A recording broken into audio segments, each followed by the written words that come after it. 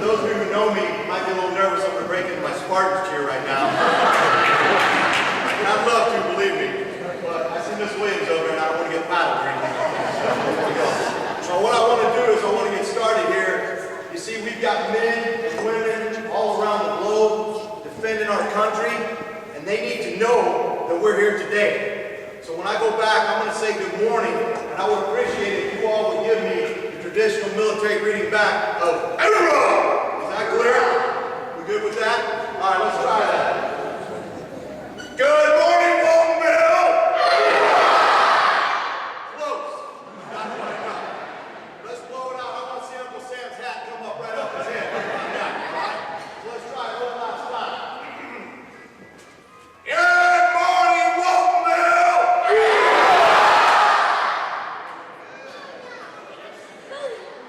Knock the microphone down. All right, can you all hear me? Can you hear me now? I'll just talk loud. Well, good morning, everyone, and thank you for being here on this very special day.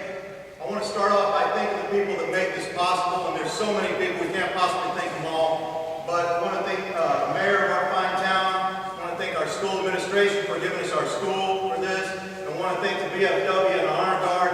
And if you would, please just join me in a round of applause for everybody who made it.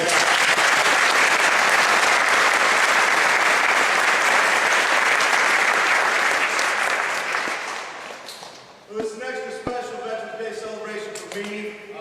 It's the first one I've been at in 20 plus years while I've been away in the United States Navy. Today and I've been away. And I wouldn't change that for the world. But let me tell you, it's great to be back here, back home. And believe it or not, even though I did up front, I'm actually really nervous to speak in front of my hometown because the real reason veterans do what they do is not necessarily for the flag or the unit that they're with. They do it for the people back home. They really do, and I hope that comes out of my speech today.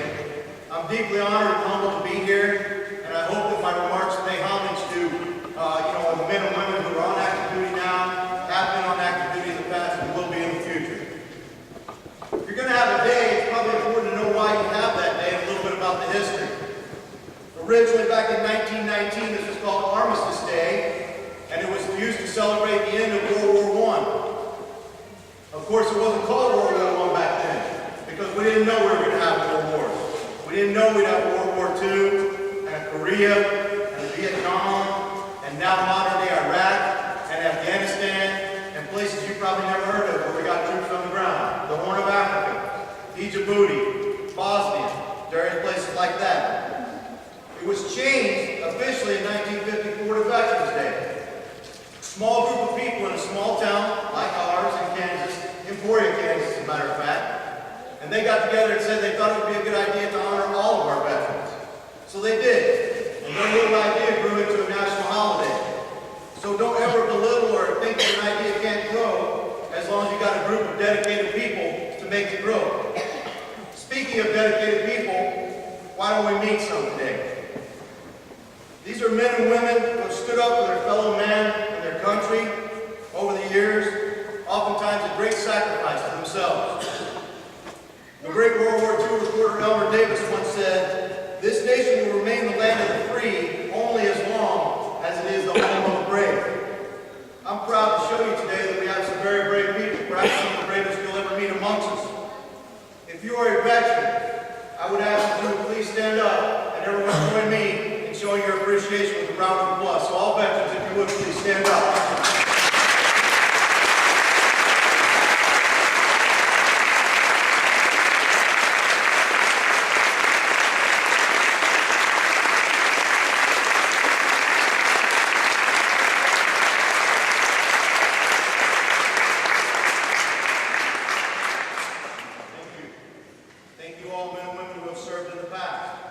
Let me talk a little bit about our modern day warriors. Who are they?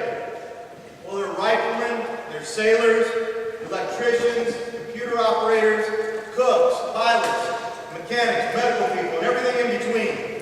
In fact, military units always take great pride in the fact that they can be self-sustained in any situation, whether it's in the air, on land, sea, or in the future, even in outer space.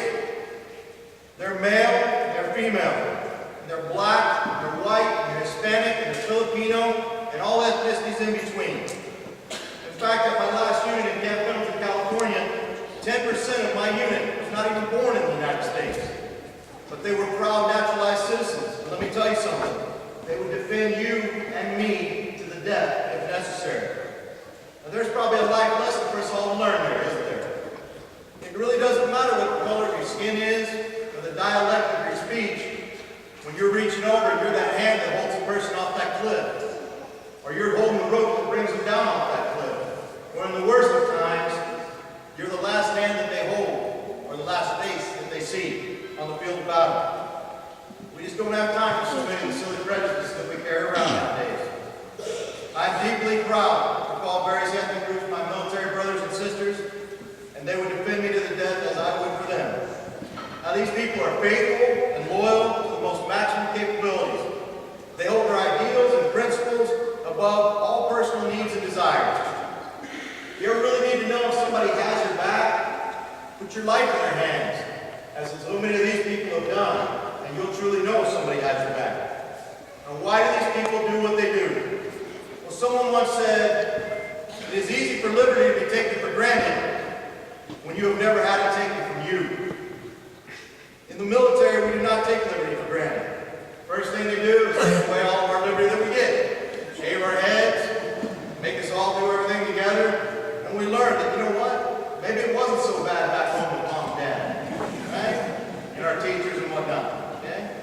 But we've also seen and experienced the plight of people around the world who have had their liberty taken away. And it's not a pretty thing.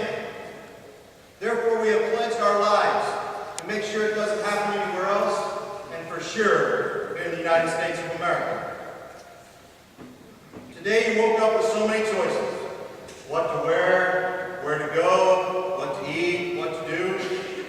Try to imagine that taken away from you. It's not an easy or a good thing to do. As I look around this gym, I see so much hope, so much promise for the future, especially with our young people as I look around. You know, I look up and I see our cheerleaders up there, our grade school cheerleaders, and I think, wow, that enthusiasm and that zeal and athleticism they have, it's just great. It brings a smile to your heart, okay, a smile to my face. But at the same time, I've seen a world where they wouldn't even be allowed out in public. They wouldn't be allowed to show their face just because they're female. But we don't worry about that here because we have veterans that stand in the way of that kind of thing. I think about a young man who's sitting in the audience right now who's going to be a doctor. He's going to change lives. He's going to save people's lives. But I can imagine a dictator coming in here and sending him away to hard labor just because he maybe doesn't have the right religion. That's not going to happen because we have our military and our veterans who stand in the way.